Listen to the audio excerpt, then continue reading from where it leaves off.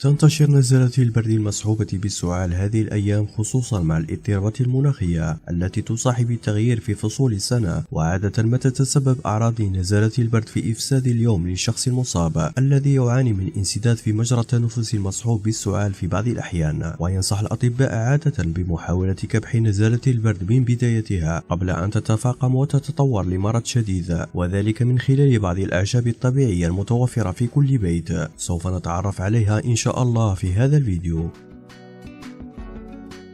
القرفة لها خواص مضادة للالتهابات، كما أنها مضادة للأكسدة وللفيروسات والبكتيريا، وتبث فاعليتها في الوقاية من نزلات البرد. ويمكن إضافة ربع ملعقة من القرفة المطحونة إلى ملعقة كبيرة من العسل، وتناول ملعقة صغيرة من ذلك الخليط مرتين يوميا لمدة 3 أيام متتالية، فذلك سيضع نهاية لأشد أنواع نزلات البرد. أو يمكن إضافة نصف ملعقة من القرفة إلى كوب من الحليب الدافئ وشربه قبل الذهاب إلى النوم مباشرة.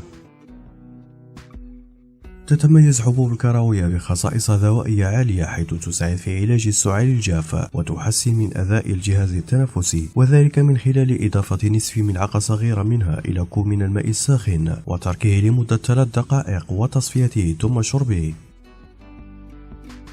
يساعد نبات الريحان في تخفيف حدة نزلات البرد والسعال، وتدخل أوراقه في صناعة العديد من أدوية السعال العشبية ومذيبات البلغم، وتساعد أوراق الريحان في تنقية الشعب الهوائية. ويمكن غلي بعض أوراق هذا النبات وتصفيتها وشربها، حيث سيشعر المريض براحة سريعة، كما أنه فعال في تخفيف التهاب الحلق.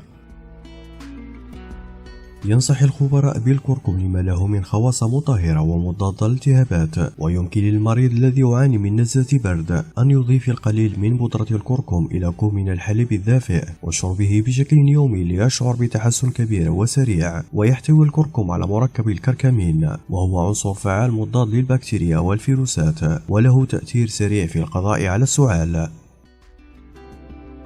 الزنجبيل غني بمضادات الفطريات ومضادات الأكسدة والفيروسات، لذلك فهو فعال جدا في علاج نزلات البرد. وينصح بتناول شراب الزنجبيل للتخفيف من حدة السعال والتهاب الحلق. ويمكن عمل شراب من الزنجبيل المغلي ونضيف إليه العسل والليمون للحصول على شراب مفيد جدا لمكافحة نزلات البرد والسعال.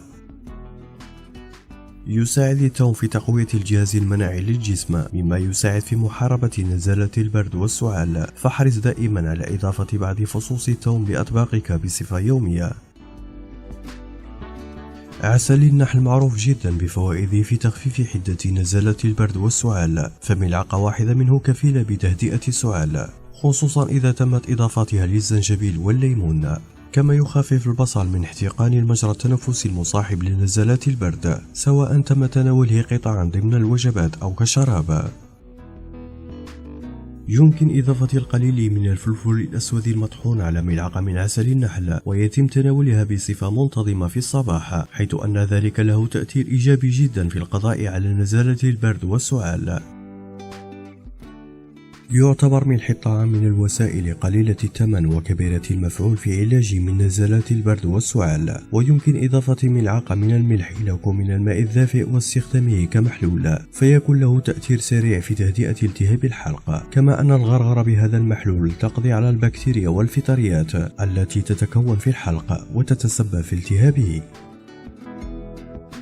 وإلى هنا مشاهدينا الكرام ينتهي موضوع حلقتنا هذا اليوم، نشكركم على حسن المتابعة وإلى اللقاء.